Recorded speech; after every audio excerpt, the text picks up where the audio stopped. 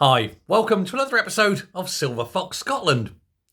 The numbers don't lie, basically. Scotland's got a massive problem with deaths through the misuse of pharmaceuticals, shall we say. Too early in the video to say what we want to say. But it remains at a very, very high rate, the highest in Europe.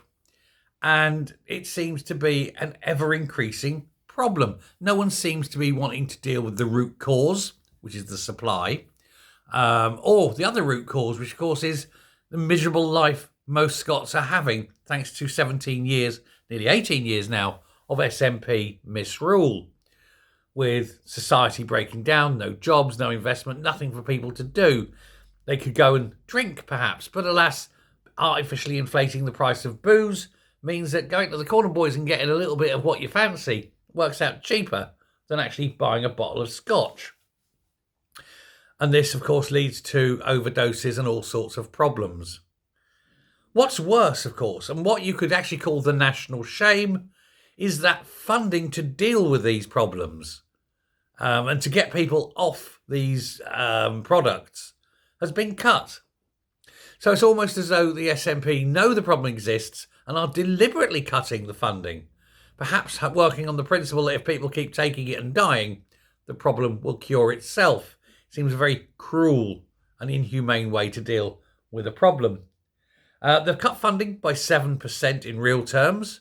Meanwhile, the number of people abusing is ever increasing. And it's creating a lot of problems, a lot of crime, both in the supply and people having to commit crimes to get the money to buy what they need. It's making life a misery. It's something that can be dealt with appropriately by better means than what they're doing. You'll never get rid of the problem, of course. It'll never cease to be a problem, but you can temper it somewhat. You can control it.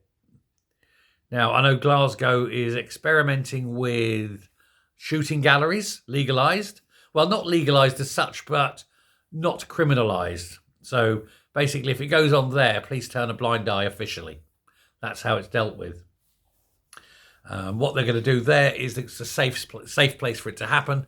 People can be monitored, and they get clean needles and so forth.